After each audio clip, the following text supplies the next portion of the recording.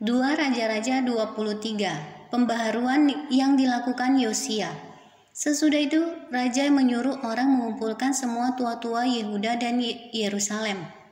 Kemudian pergilah raja ke rumah Tuhan dan bersama-sama dia semua orang Yehuda dan semua penduduk Yerusalem, para imam, para nabi, dan seluruh orang awam, dari yang kecil sampai yang besar. Dengan didengar mereka, ia membacakan segala perkataan dari kitab perjanjian yang ditemukan di rumah Tuhan itu.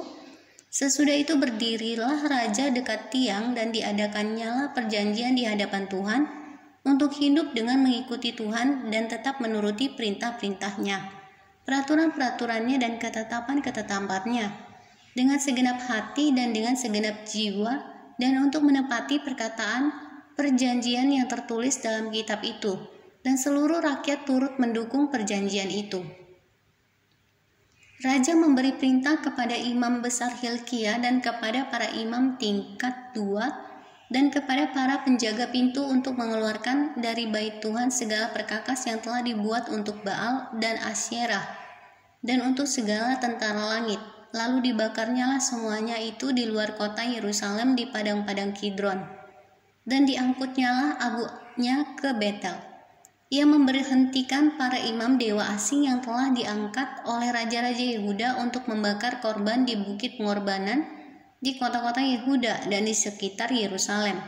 Juga orang-orang yang membakar korban untuk Baal, untuk dewa matahari, untuk dewa bulan, untuk rasi-rasi bintang, dan untuk segenap tentara langit. Dibawanya tiang-tiang berhala dari rumah Tuhan keluar kota Yerusalem ke sungai Kidron, lalu dibakarnya di situ dan ditumbuknya halus-halus menjadi abu.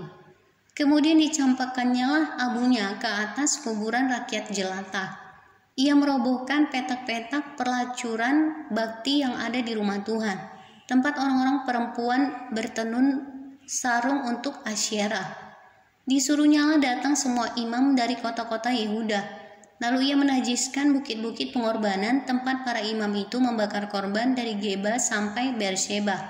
Dirobohkannya pula bukit-bukit pengorbanan di pintu-pintu gerbang yang ada dekat lubang pintu gerbang Yosua, penguasa kota itu, yang ada pada sebelah kiri kalau orang memasuki pintu gerbang kota itu. Tetapi para imam bukit-bukit pengorbanan itu tidak boleh naik ke mezbah Tuhan di Yerusalem. Hanya mereka boleh memakan roti yang tidak beragi di tengah-tengah saudara-saudara mereka. Ia menajiskan juga Tofet yang ada di lembah Ben Hinnom, supaya jangan orang mempersembahkan anak-anaknya sebagai korban dalam api untuk dewa Moloch. Dibuangnyalah kuda-kuda yang ditaruh oleh raja-raja Yehuda untuk dewa matahari di pintu masuk ke rumah Tuhan dekat bilik Natan Melech, pegawai istana yang tinggal di gedung samping. Juga kereta-kereta dewa matahari dibakarnya dengan api. Mezbah-mezbah yang ada di atas sotoh tempat peranginan Ahaz yang dibuat oleh raja-raja Yehuda, dan mezbah-mezbah yang dibuat Manasye di kedua pelataran rumah Tuhan dirobohkan oleh raja dan diremukkan di sana.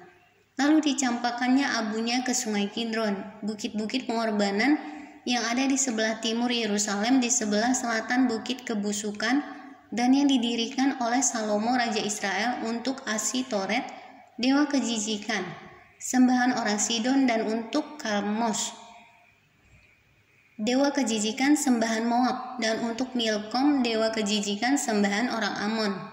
Dinajiskan oleh raja. Ia memecahkan tugu-tugu berhala dan menebang tiang-tiang berhala, lalu ditimbuninya tempat-tempat itu penuh dengan tulang-tulang manusia. Juga mezbah yang ada di Betel, bukit pengorbanan yang dibuat oleh Yerobeam bin Nebat, yang mengakibatkan orang Israel berdosa. Mezbah dan bukit pengorbanan itu pun dirobohkannya dan batu-batunya dipecahkannya, lalu ditumbuknya halus-halus menjadi abu dan dibakarnyalah tiang berhala. Dan ketika Yosia berpaling, dilihatnyalah kuburan-kuburan yang ada di gunung di sana. Lalu menyuruh orang mengambil tulang-tulang dari kuburan-kuburan itu, membakarnya di atas mezbah dan menajiskannya, sesuai dengan firman Tuhan yang telah diserukan oleh abdi Allah yang telah menyerukan hal-hal ini. Ia berkata, apakah tanda keramat yang kulihat ini? Lalu orang-orang di kota itu menjawab dia, itulah kuburan abdi Allah yang sudah datang dari Yehuda dan yang telah menyerukan segala hal yang telah kau lakukan terhadap mesbah Betel ini. Lalu katanya, biarkanlah itu, janganlah ada orang yang menjamah tulang-tulangnya. Jadi mereka tidak mengganggu tulang-tulangnya dan tulang-tulang nabi yang telah datang dari Samaria itu. Juga segala kuil di bukit-bukit pengorbanan yang di kota-kota Samaria yang dibuat oleh raja-raja Israel untuk menimbulkan sakit hati Tuhan dijauhkan oleh Yosia, dan dalam hal ini ia bertindak tepat seperti tindakannya di Betel. Ia menyembah di atas mesbah-mesbah itu semua imam bukit-bukit pengorbanan yang ada di sana dan dibakarnya tulang-tulang manusia di atasnya. Lalu pulanglah ia ke Yerusalem. Kemudian raja memberi perintah kepada seluruh bangsa itu, rayakanlah Paskah bagi Tuhan Allahmu seperti yang tertulis dalam kitab perjanjian ini. Sebab tidak pernah lagi dirayakan Paskah seperti itu sejak zaman para hakim yang memerintah atas Israel dan sepanjang zaman raja-raja Israel dan raja-raja Yehuda. Tetapi barulah dalam tahun ke-18 zaman Raja Yosia, Paskah ini dirayakan bagi Tuhan di Yerusalem. Para pemanggil arwah dan para pemanggil roh peramal juga terafim, berhala-berhala dan segala dewa kejijikan yang terlihat di tanah Yehuda dan di Yerusalem dihapuskan oleh Yosia dengan maksud menepati perkataan Taurat yang tertulis dalam kitab yang telah didapati oleh Imam Hilkia di rumah Tuhan. Sebelum dia tidak ada raja seperti dia yang berbalik kepada Tuhan dengan segenap hatinya, dengan segenap jiwanya dan dengan segenap kekuatannya, sesuai dengan segala Taurat Musa. Dan sesudah dia tidak ada bangkit lagi yang seperti dia. Tetapi Tuhan tidak beralih dari murkanya yang sangat bernyala-nyala itu yang telah bangkit terhadap Yehuda oleh karena segala sakit hatinya yang ditimbulkan Manasye.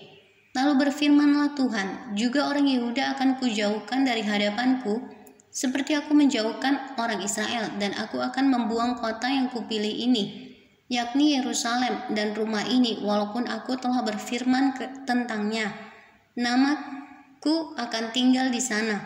Selebihnya dari riwayat Yosia dan segala yang dilakukannya, bukankah semuanya itu tertulis dalam kitab sejarah raja-raja Yehuda? Dalam zamannya itu majulah Firaun Neko, raja Mesir, melawan raja Asyur di tepi sungai Efrat. Raja Yosia pergi menghadapi dia, tetapi Firaun membunuhnya di Megido. Segera sesudah ia melihatnya, pegawai-pegawainya mengangkut mayatnya dengan kereta dari Megido dan membawanya ke Yerusalem. Kemudian mereka menguburkannya dalam kuburnya sendiri. Maka rakyat negeri itu menjemput Yoahas anak Yosia, mengurapi dia dan mengangkat dia menjadi raja menggantikan ayahnya. Yoahas raja Yehuda. Yoahas berumur 23 tahun pada waktu ia menjadi raja, dan 3 bulan lamanya ia memerintah di Yerusalem. Nama ibunya ialah Hamutal binti Yeremia dari Libna. Ia melakukan apa yang jahat di mata Tuhan, tepat seperti yang dilakukan oleh nenek moyangnya. Firaun Neko mengurung dia di Ribla di tanah Hamat, supaya jangan ia memerintah di Yerusalem. Lagi Firaun membebankan kepada negeri itu denda sebesar 100 talenta perak dan 10 talenta emas.